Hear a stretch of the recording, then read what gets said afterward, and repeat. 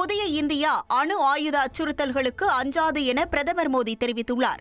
மத்திய பிரதேசத்தில் உள்ள தார் மாவட்டத்தில் நடந்த பொதுக்கூட்டத்தில் பேசிய அவர், ஆபரேஷன் சிந்தூர் நடவடிக்கையில் ஜெய்ஷ்-இ முகமது பயங்கரவாதி மசூத் அசாரின் குடும்பம் இந்திய படைகளால் கொல்லப்பட்டதை அந்த அமைப்பை சேர்ந்த பயங்கரவாதி ஒப்புக்கொண்டதை சுட்டிக்காட்டினார். புதிய இந்தியா பயங்கரவாதிகளை அவர்களது சொந்த வீடுகளுக்குள் நுழைந்து தாக்கும் என கூறினார்.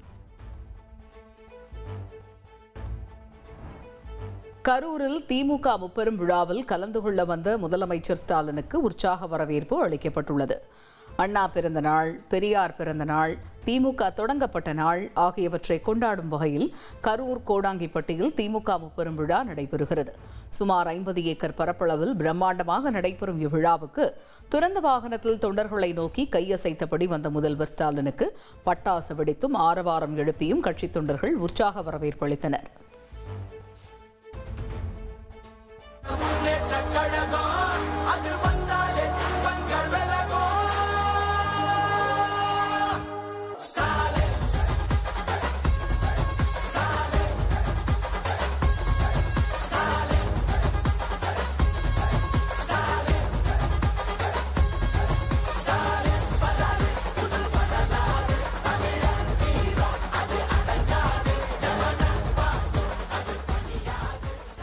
திமுக தொடங்கிய காலத்தில் இருந்து கட்சியை அழிப்போம் என்று சொன்னவர்களால் எதுவும் செய்ய முடியவில்லை என்று முதல்வர் ஸ்டாலின் பெருமிதம் தெரிவித்தார்.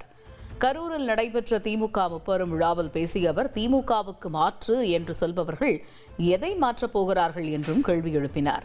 திமுகவை விட சிறந்த கொள்கையை யாரும் பேசவில்லை என்றும், மாற்றம் மாற்றம் என்று சொன்னவர்கள் மாறினார்கள், மறைந்தும் போனார்கள் என்றும் அவர் தெரிவித்தார்.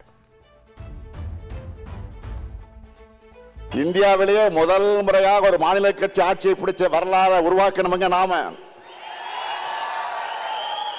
71 ஆண்டு கால ஹிஸ்டரி இருக்கு நமக்கு. அதுக்கு பிறகு தமிழ்நாட்டு அரசியலுக்கு வந்து எல்லா கட்சிகளுமே திமுகவை அழிப்போம் ஒழிப்போம் சொன்னாங்க. ஏன் இப்பவும்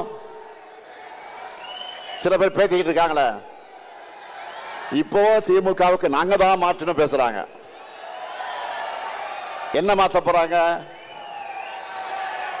என்ன மாத்த போறாங்க? தமிழ்நாட்டு வளர்ச்சியை மாத்தி பின்னாடி எழுத்திட போறாங்களா? நம்ம கொள்கைகளை விட சிறந்த கொள்கையை யாராவது பேசுறாங்களா?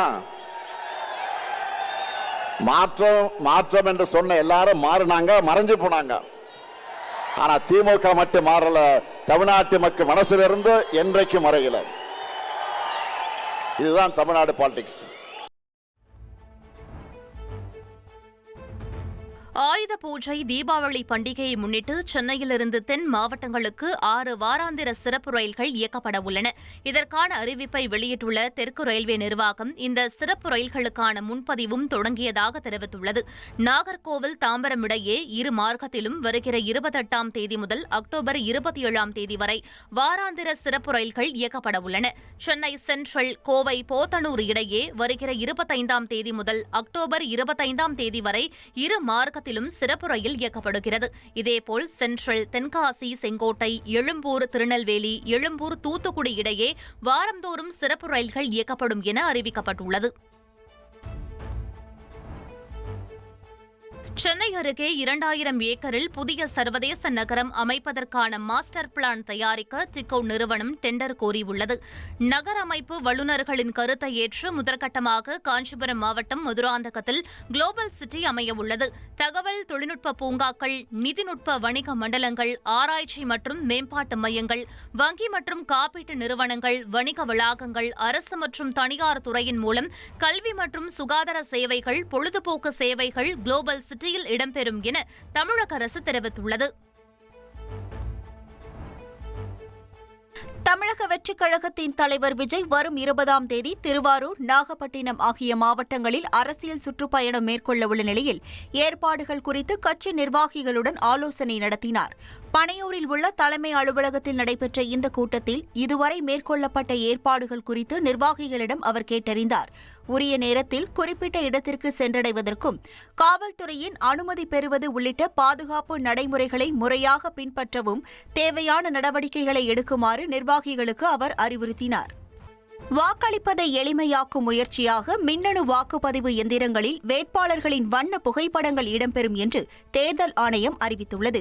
இந்த புதிய அறிவிப்பின்படி வாக்காளர்கள் எளிதில் அடையாளம் காணும் வகையில் முதல் முறையாக வேட்பாளர்களின் வண்ண புகைப்படங்கள் இடம்பெறும். வாக்காளரின் பெயர் மற்றும் வரிசை எண்கள் பெரிய மற்றும் தடிமனான எழுத்துக்களில் அச்சிடப்படும். இந்த புதிய முறை பீகாரில் நடைபெறும் தேர்தல்களில் முதலில் நடைமுறைப்படுத்தப்பட உள்ளது.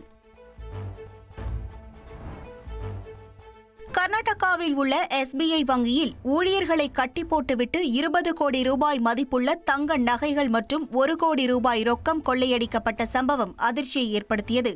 விஜயபுரா மாவட்டத்தில் உள்ள சடசான் நகரில் உள்ள வங்கிக்குள் கைகளில் துப்பாக்கிகளுடன் ராணுவ உடை போன்ற உடைகளை அணிந்து வந்த 3 முகமூடி கொள்ளையர்கள் பிளாஸ்டிக் கவர்களை கொண்டு ஊழியர்களின் கை கால்களை கட்டி அவர்களை கழிப்பறைக்குள் அடைத்துவிட்டு இந்த துணிகர கொள்ளையில் ஈடுபட்டுள்ளனர்.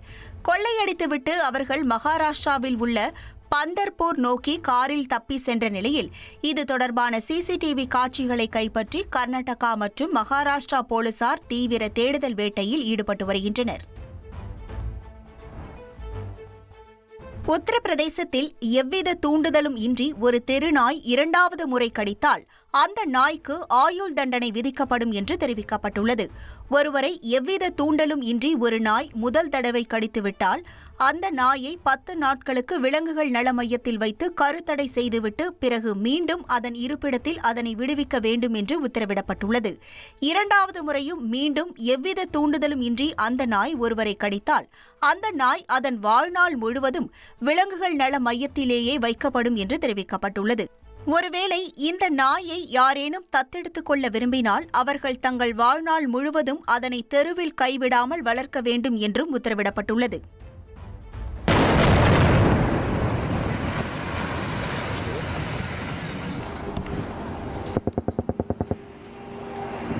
காசா மீது இஸ்ரேல் தரைப்படை தாக்குதலை தொடங்கியுள்ள நிலையில் அப்பகுதி முழுவதும் புகைமூட்டத்துடன் காணப்பட்டது.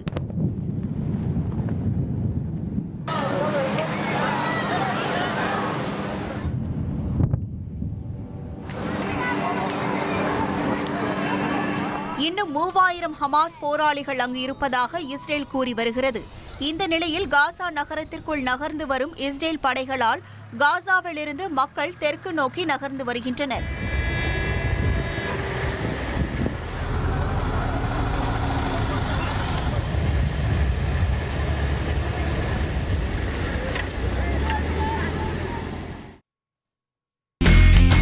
இனி செல்லும் இடமெல்லாம் செய்தி.